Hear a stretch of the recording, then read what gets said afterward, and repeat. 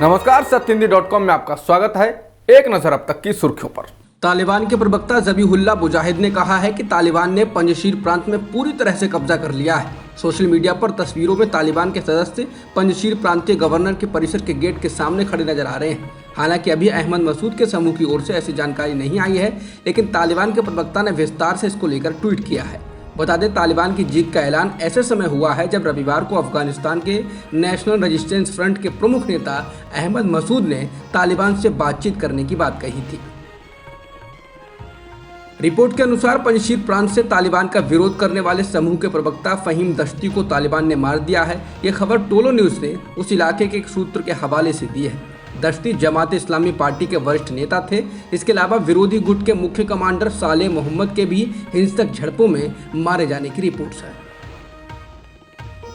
तालिबान के प्रवक्ता सोहेल शाहीन ने कहा कि तालिबान के वरिष्ठ अधिकारियों ने रविवार को काबुल में मानवीय मामलों के संयुक्त राष्ट्र महासचिव से मुलाकात की, जिन्होंने अफगान लोगों की सहायता बनाए रखने का वादा किया है। शाहीन ने ट्विटर पर कहा कि संयुक्त राष्ट्र के प्रतिनिधिमंडल ने अफगान लोगों को मानवीय सहायता जारी रखने का वादा करते हुए कहा कि वह डोनर देशों की आगामी बैठक के दौरान अफगानिस्तान को और सहायता देने का आह्वान करेंगे।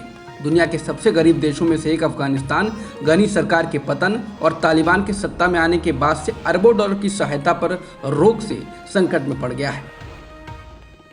बीबीसी से बात करते हुए सीनेटर लिंडसे ग्राहम ने कहा है कि एक बार फिर से अमेरिका को अफगानिस्तान जाना होगा। उन्होंने कहा कि हमको भविष्य में वापस जाना ही होगा, क्योंकि तालिबान के शासन में अफगानिस्तान कट्टरवादी इस्लाम की बड़ी जगह बन जाएगा और आतंकवाद का खतरा बहुत बड़ा होगा। अमेरिकी सीनेटर ने अफगानिस्तान में फिर से अलकायदा के उठ खड़े होने की भी आशंका जताई। प्रवर्तन निदेशालय यानी ईडी ने महाराष्ट्र के पूर्व गृह मंत्री अनिल देशमुख के खिलाफ लुकआउट नोटिस जारी किया है। ये अमूमन किसी के देश छोड़कर भागने से रोकने के लिए जारी किया जाता है।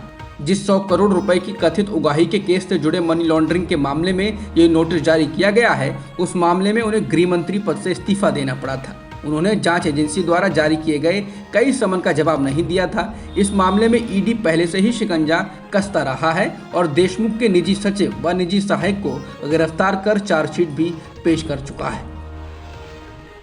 मध्य प्रदेश के भावी डॉक्टरों को आरएसएस का विचार पढ़ाए जाने के फैसले पर रार मच गई है। राज्य के मेडिकल छात्रों के फाउंडेशन कोर्स में इसी सत्र से आरएसएस के विचार को भी बतौर लेक्चर शामिल किया गया है। शिवराज सरकार के इस कदम के बाद कांग्रेस ने कटाक्ष करते हुए कहा है कि अकेले हेडगेवार और दीनदयाल ही क्यों, सरकार को सावरकर और गोडसे के बारे में भी बच्चों को पढ़ाना चाहिए, ताकि वे इतिहास की सच्चाई को बेहतर ढंग से जान सकें। पूर्व मुख्यमंत्री और मध्य प्रदेश कांग्रेस के अध्यक्ष कमलनाथ ने एक ट्वीट करते हुए कहा कि बीजेपी शुरू से ही अपनी विचारधारा और अपने खास एजेंडे को लोगों पर थोपने का काम करती रही है, चाहे शिक्षा का क्षेत्र हो या अन्य क्षेत्र हो। उन्होंने ट्वीट में आगे कहा कि इसके पूर्व आज़ादी के अमृत महोत्सव की सामग्री में भी इसी प्रकार अपनी विचारधारा के लोगों को शामिल करने का काम बीजेपी ने किया। पूरा देश जानता है कि बीजेपी के लोगों का आज़ादी के संघर्ष से लेकर देश के स्वर्णिम इतिहास में कोई योगदान नहीं, लेकिन बीजेपी जानबूझकर इतिहास को तोड़ने मरोड़ने का, अपने लोगों को महिमा मंडित करने और अपनी विचारधारा को थोपने का काम करती रही है। ये भी उसी एजेंडे का हिस्सा है। भारत में पिछले एक दिन में 38,948 कोरोना संक्रमण के नए मामले दर्ज किए गए हैं और इस दौरान 219 लोगों की मौत भी हुई है। देश में केरल से आ रहे मामलों के कारण संक्रमण के मामले बढ़ रहे हैं। केरल में पिछले एक दिन में 26,701 मामले दर्ज किए गए हैं और 74 लोगों की कोरोना की वजह से मौत भी हुई। अब तक की खबरों में इतना ही। बाकी खबरों के लिए बने रहिए सत्यहिंदी.com के साथ। सत्य हिंदी का ऐप डाउनलोड करें गूगल प्ले स्टोर पर।